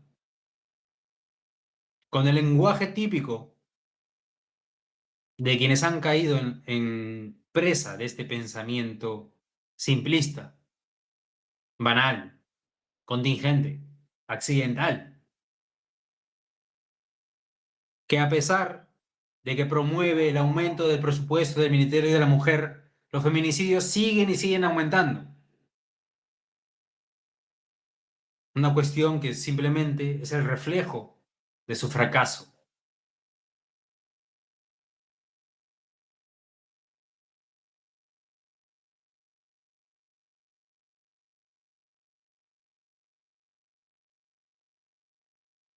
¿Qué puedo señalar de estas declaraciones? Una pérdida de tiempo de parte de alguien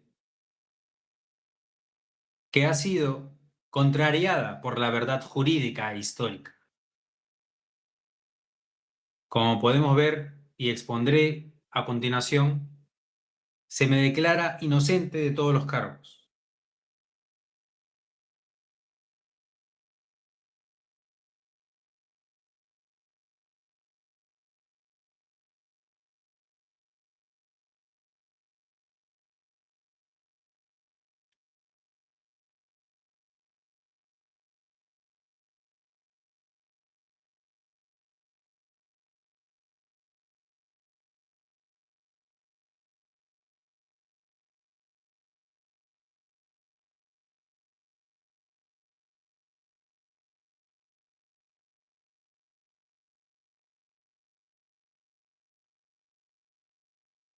Te agradecería, Raúl, si dejas de compartir. Muchas gracias, más bien, por todo el apoyo que me has brindado. Y debo decir, desde hace ya mucho tiempo. No te preocupes, para eso estamos. Y no solo eso, no solamente has sido un amigo, no solamente has sido un apoyo, sino un refuerzo tanto moral como académico. Tenerte conmigo, aprender de ti, alguien tan prolijo, alguien tan sabio. Nada más que decir gracias. Gracias, Genaro. enviar un saludo a Dante, enviar un saludo a Johan, a Franklin, a Juancho, a todos aquellos, y que me perdonen si me olvido de ellos. Fabricio Alarco, Miguel Alejandro, Andy Taipe, a todos aquellos que estuvieron ahí, a mi familia, a mis hermanos. Gracias. Gracias, porque en este documento podemos ver la verdad de los hechos. La David, verdad que te muchas veces recomiendo, no se quiere reconocer, David, te pero que recomiendo está. que muestres el Sí, número de expediente para que no haya dudas. Está en la parte superior. listo. Primero paso a leer este pequeño acápite donde se falla, absolviendo al acusado David Augusto Villacorta Fierro de la acusación fiscal formulada en su contra por el delito contra la vida, el cuerpo y la salud, agresión contra integrante del grupo familiar, porque así se tipificó, porque a pesar de que yo no viví o conviví con esta persona más de 6 meses, ella buscó acreditar que habíamos vivido juntos más de 2 años. ¿Para qué? Para que se agravara el delito, buscando perjudicarme. Una vez más, declara infundada este expediente la pretensión de pago de reparación civil ascendente a la suma de 4.253 soles. Notifíquese a las partes que no hubieran concurrido a la presente audiencia con las formalidades de la ley, tómese razón y hágase saber. Como dijimos anteriormente, cuando se dice la verdad, no hay nada que temer. Y este programa, este canal, las personas que me apoyan, están comprometidas, al igual que yo, con la verdad, cueste lo que cueste, duela a quien le duela. Por eso concebimos, y yendo a otro tema, pero que está estrechamente relacionado, que la política y su práctica no es un arte. La política no debe ser tratada como un arte, porque no se trata de lo bello o lo sublime. La política no se trata de eso, se trata de la realidad. La realidad, guste o no guste, duela o no duela. Si no nos atenemos a la realidad, si no nos atenemos a lo que las cosas son, ¿cómo podemos saber lo que las cosas deben ser? Si no sabemos lo que es el Perú, ¿cómo sabemos lo que el Perú debe ser? Si no sabemos lo que es ser peruano, ¿cómo sabemos qué es lo que debe ser un peruano? ¿Qué es lo que debe ser un ciudadano? ¿Qué es lo que se debe hacer? ¿Cómo debemos comportarnos? Y es así, amigos, amigas, que termina este episodio, que para mí no es para nada agradable. No es para nada agradable que se dude de mi integridad como persona. Pero yo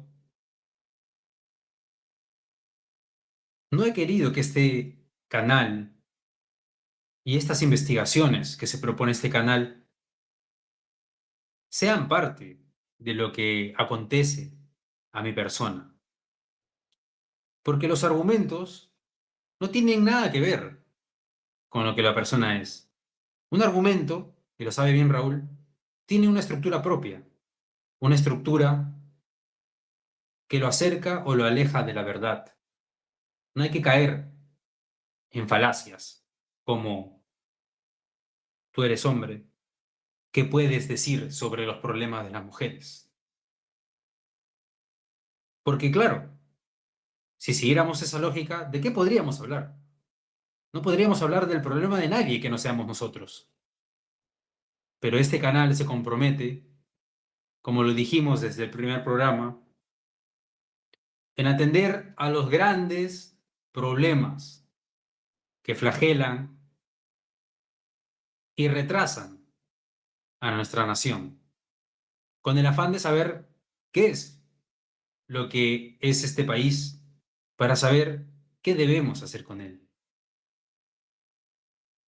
Así que bueno, amigos, amigas, espero su respaldo y espero que me puedan ayudar a llevar a cabo esta iniciativa,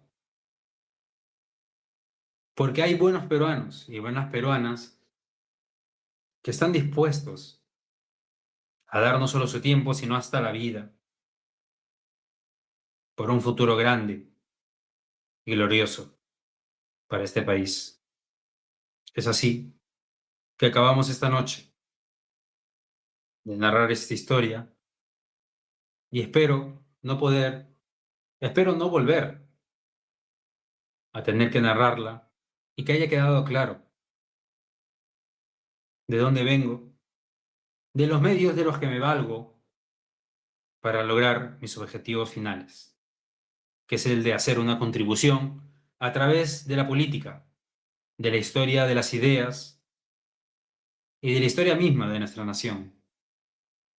Porque si no partimos de una preferencia por nosotros mismos, quedaremos sometidos ante intereses ajenos a nosotros mismos, ajenos a nuestra peruanidad, a nuestra salubridad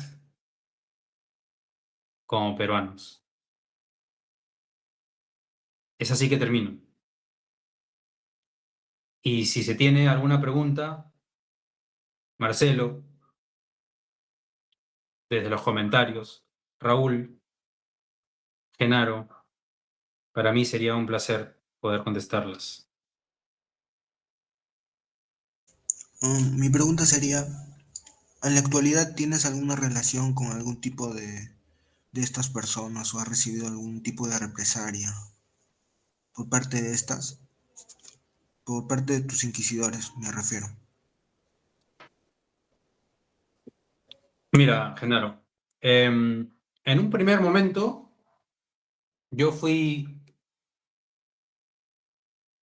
se levantaron restricciones hacia mi persona para acercarme a Mireia Córdoba. Igualmente, y felizmente, yo no tenía la pretensión de hacerlo. Pero bueno, sé que esta no es la respuesta a la pregunta. La pregunta y la respuesta son otras. Pero la verdad es que luego de un año de imparables difamaciones hacia mi persona, de someterme al escrutinio público, tanto en lo académico como en lo social, porque a partir de estas acusaciones, aunque ustedes no lo crean, tuve que pedir a todos y a cada uno de mis profesores tener que realizar los trabajos que normalmente se dan de manera grupal en la universidad, de hacerlos de manera individual, porque ningún grupo académico, ningún grupo social me aceptaba para poder trabajar con ellos. Es así que para mí fue tan difícil superar esta barrera de exponer este problema, a pesar de que ya se me había declarado inocente de todos los cargos. Entonces, a pesar de que en un momento, luego de un año de llevar el proceso judicial y de que se me declara inocente,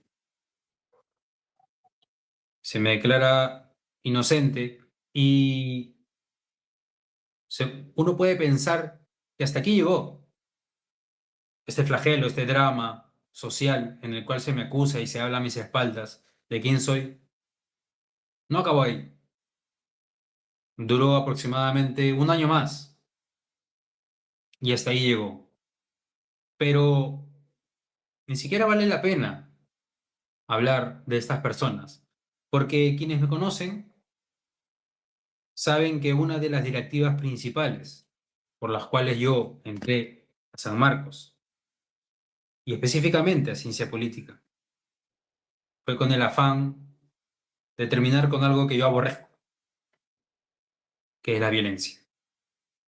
Así que en ese sentido, a día de hoy, gracias a Dios, ya no hay gentes inapropiados y equivocados que busquen desafiar mi perfil como persona, como agente moral y como agente político. Así que la respuesta es que no, para ser más claro. Ya la FUNA terminó, ya la universidad también terminó, pero siempre quedan dudas. E incluso les he enviado este directo a todas aquellas personas que de mí dudaron alguna vez y que espero que tengan la oportunidad de verlo y de cambiar su opinión acerca de mí. Así que muchas gracias, Genaro, por la pregunta. Gracias a ti, más bien.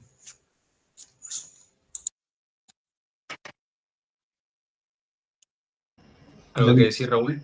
Sí, después de este relato, ¿cómo te trató tu facultad, nuestra facultad? ¿Recibiste apoyo? ¿Te menospreciaron? ¿O simplemente fuiste un dato más en la estadística? Bueno, al respecto tengo que decir dos cosas, ¿no? Dos episodios, dos muestras de cómo se desenvuelve este fenómeno que llamamos cancelación política o FUNA. En primer lugar, cuando yo cursaba clases dentro de la Universidad Nacional de San Marcos, se me impidió desde el área administrativa matricularme en algunos cursos junto a esta persona, aunque no tuviera nada que ver, aunque las restricciones no eran violadas deliberadamente por estos hechos, se me impidió. Y a tal punto es la informalidad dentro de esta universidad que se me dio la chance de matricularme a mí primero, antes que todos, en un ciclo. ¿Para qué? Para que ella supiera dónde estoy yo matriculado, con el afán de que ella no estuviera en las mismas clases que yo. Es decir, se me dio un beneficio informal para que ella no tuviera la pena, supuestamente, de cursar clases conmigo. Es en este sentido que ocurre la segunda anécdota que quiero contar. Y lo digo con orgullo. Lo digo con orgullo porque esta es mi manera de demostrar que yo me expreso de otra manera. Y lo voy a relatar de la siguiente manera. Aproximadamente en el octavo ciclo de la carrera de Ciencia Política está el curso de Antropología Política.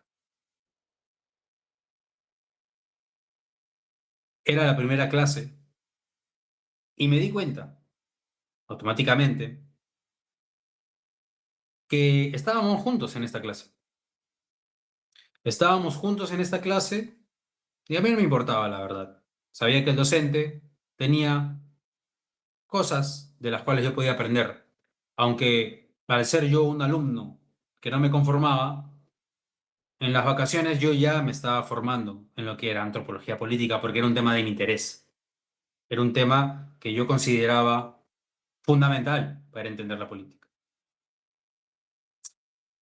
Es así que empieza la primera clase y el profesor nos invita cordialmente a presentarnos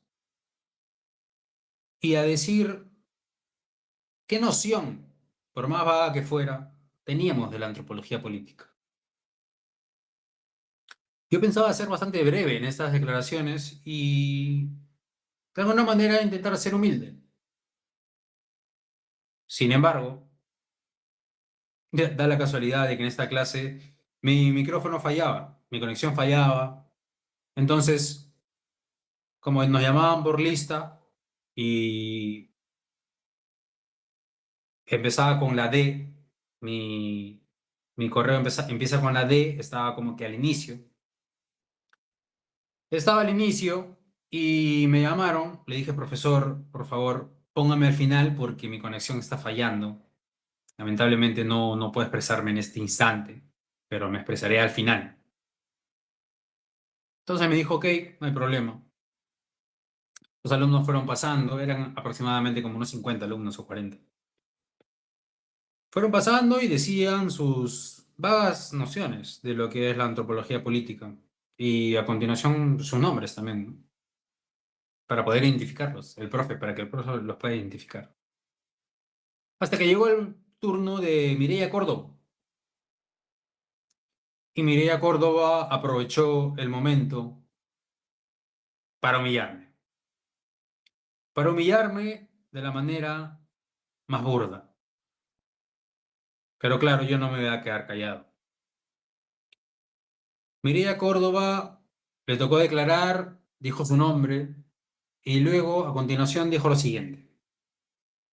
En esta clase, profesor, quiero denunciar al alumno David Villacorta por haber sido acusado y en ese momento sentenciado en primera instancia a 1 año de prisión suspendida por haberme agredido a mí.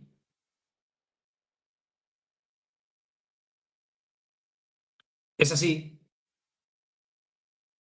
que, bueno, hasta el profesor se quedó sorprendido. Yo tampoco no me lo esperaba. Entonces,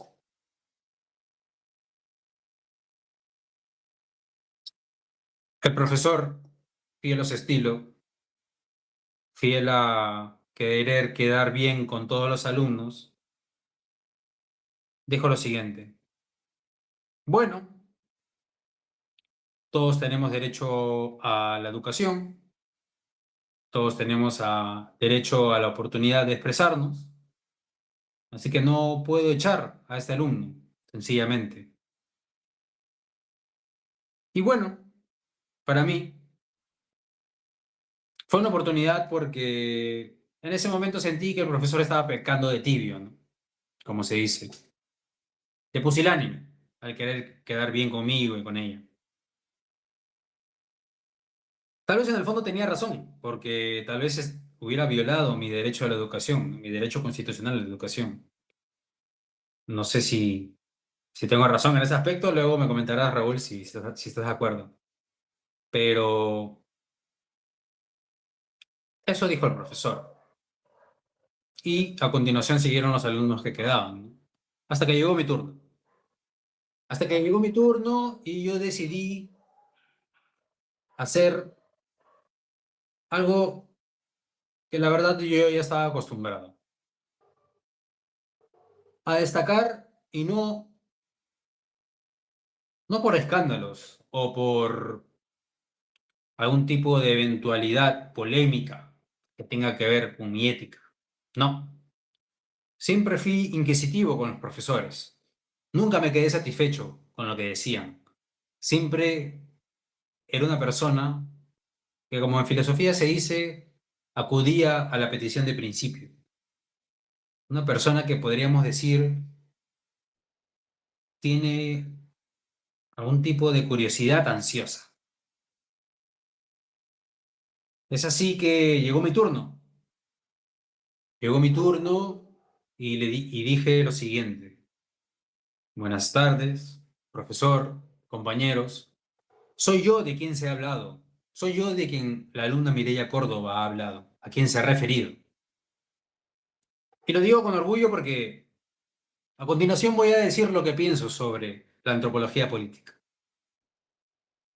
Ese profesor lo debe recordar perfectamente, porque le di una cátedra de 10 minutos sobre lo que era la antropología tanto filosófica como empírica, la que llaman antropología cultural, partiendo desde el libro de los muertos en Egipto, pasando por el código de Hammurabi, pasando por el Antiguo y Nuevo Testamento para entender lo que era el hombre en el sentido filosófico, en el sentido antropológico del término, hasta el nacimiento, aproximadamente entre el siglo XIX y XVIII, de lo que es la antropología moderna, citándole diversos autores, como Taylor, Clifford Geertz, Marvin Harris, Bruno Latour, etc.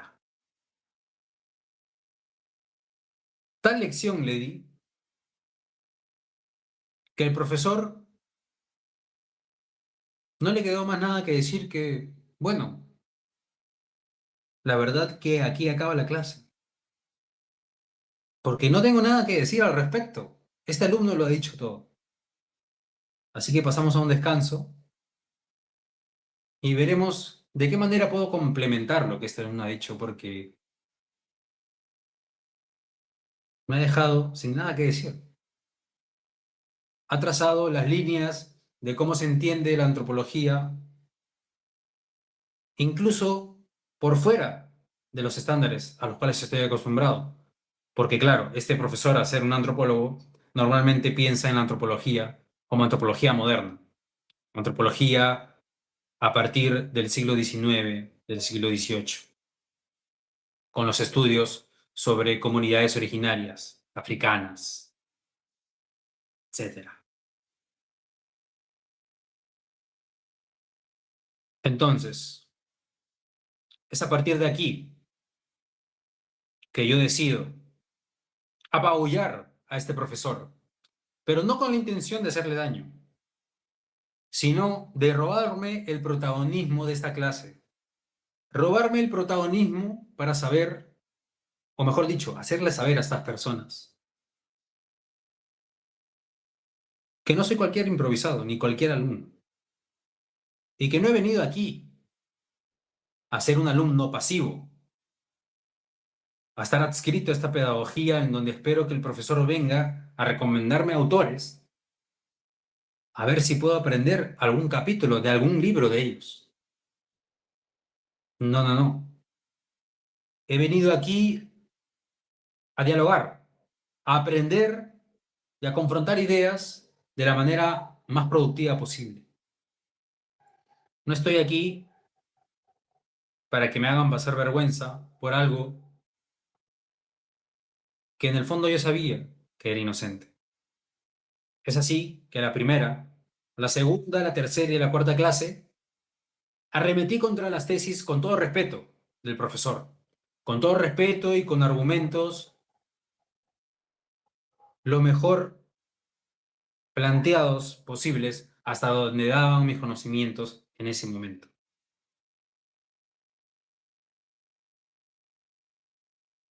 Es así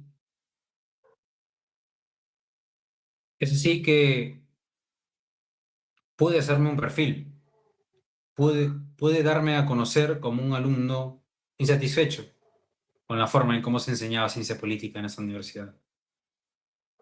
Y es así que muchos me empezaron a apoyar poco a poco, a pesar de todas las injurias que se habían levantado en mi contra.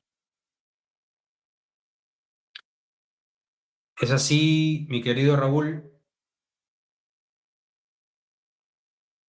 que culminaron las agresiones en mi contra y pude llegar hasta este momento en el cual hago cierta catarsis. Y gracias a amigos como tú, como Genaro y como los que he mencionado antes, es que no pierdo la esperanza.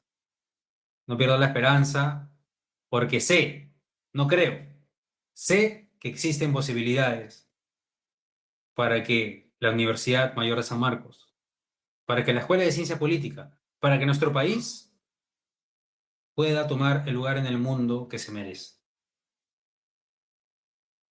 Hasta ahí, Raúl, espero haberte contestado de la mejor manera. Me parece atinada tu respuesta. Quiero hacer una pequeña reflexión que haría George Orwell en tanto de sus escritos, pero sobre todo en sus ensayos, en el que dice que ante el fascismo y ante el autoritarismo no es bueno responder con la misma bofetada, sino ante lo que aquello que pregonan. Y tú respondiste con el conocimiento, con lo que aquello que se viene a pregonar en la universidad. Y eso hace una diferenciación entre los que quieren un espectáculo y los que quieren, evidentemente, aprender algo. Así que, ¿cómo no recordar, mi querido Villacorta? Yo siempre llamo a mis compañeros por su apellido. Aquellas noches en las cuales estábamos en el cuarto de Dante, tomando una gaseosa y capaz con una cerveza, y hablando por horas y horas y horas de lo insatisfecho que estábamos en las facultades y de los pocos libros que nos recomendaban o de los pocos libros que eran conocidos ahí. ¿Cómo no recordar compartir penas y compartir alegrías, pero alegrías intelectuales, alegrías de los libros? ¿Cómo no recordar aquel momento en el cual me viste llorando y en el momento en que no te vi llorando, pero te vi acongojado? ¿Cómo no recordar esas miradas en las cuales nos mirábamos y decíamos, no estamos solos, estamos frente a un amigo que capaz no por la frecuencia de las acciones o de la cercanía, hemos estado siempre en espíritu juntos? Y es así que cuando me propusiste que te acompañe en este video y en el anterior, yo estuve siempre ahí, para que aquellos que a veces se sienten solos y desechados en este mundo, siempre hay una piedra que sostiene otra piedra y así está la piedra que está encima de la montaña, la que puede reflejar. Capaz tú ni yo veremos ese Perú que tanto anhelamos en el aspecto político, o en mi caso en el aspecto jurídico, sobre todo en la magistratura, pero capaz seamos esa inspiración para aquel joven que será una inspiración de aquel y de aquel y de aquel, que logre cambiar y logre ver que nosotros, olvidados y héroes olvidados, podamos tener para nuestros tataranietos un buen Perú y algo mejor que solo el favoritismo y simplemente una buena y correcta justicia y más que todo una buena política. Así que mi amigo, ¿cómo no estar alegre y emocionarme al verte ahora hablar? Porque siempre fue tema de discusión entre nosotros. ¿Por qué no hablabas antes? Y ahora entiendo por qué hablas ahora. Ahora entiendo por qué esa catarsis. Porque tú quisiste hacer lo que no hacen ellos. Tú quisiste ser racional, quisiste ser empático con ellos. Porque esto es un acto de empatía.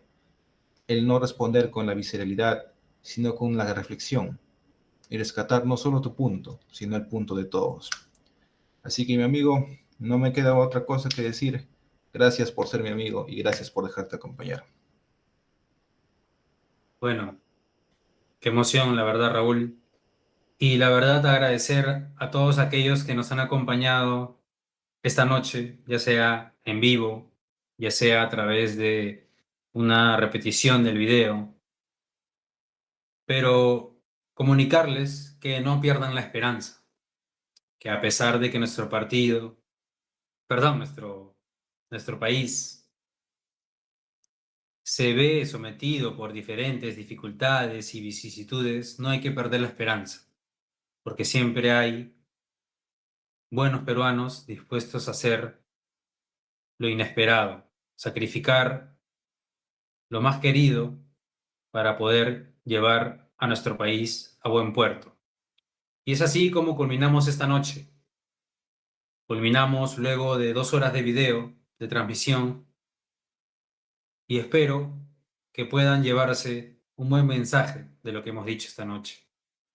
Así que, Marcelo, Genaro y todos aquellos quienes nos acompañaron esta noche, un gran abrazo y buenas noches. Hasta luego. Y buenas noches.